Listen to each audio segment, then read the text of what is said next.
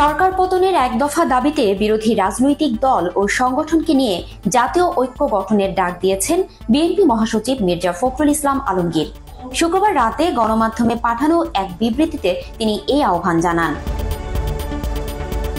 ফখরুল ইসলাম বলেন, জাতির এই ক্রান্তি লগ্নে জাতীয় বৃহত্তর স্বার্থে লুণ্ঠিত গণতন্ত্র ও ভোটাধিকার পুনরুদ্ধার, অধিকারহীন জনগণের ও জাতির মুক্তির লক্ষ্যে আমরা ন্যূনতম এক দফার ভিত্তিতে ও দাবিতে দেশের সকল গণতান্ত্রিক রাজনৈতিক দল, সামাজিক ও সাংস্কৃতিক সংগঠন, ব্যক্তি ও শক্তিকে ঐক্যবদ্ধ হয়ে একটি জাতীয় ঐক্য গঠনের আহ্বান জানাচ্ছি।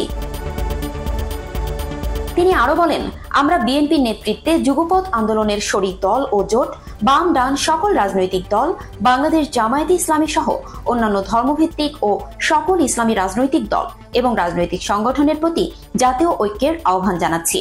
সত্যি আমাদের নিজেদের হোটেল? হ্যাঁ, ইডেন বে আমাদের নিজেদের হোটেল। Any time check in, any time check out. Eden Bay, a concern of Bhaiya Hotels.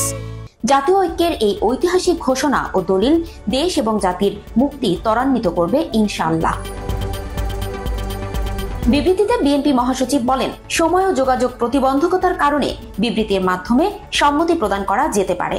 শিগগিরই সম্মতিপ্রাপ্ত সকলের স্বাক্ষরে যৌথ বিবৃতি প্রদান করা হবে।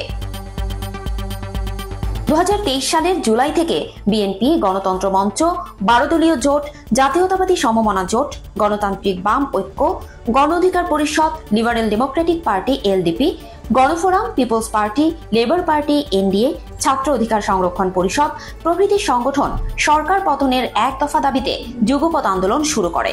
ওই সময়ে জামায়াতে ইসলামী আলাদাভাবে সরকার পতনের আন্দোলন শুরু করে, কিন্তু এবার জামায়াত সহ সবাইকে একই প্ল্যাটফর্মে চায় বিএনপি।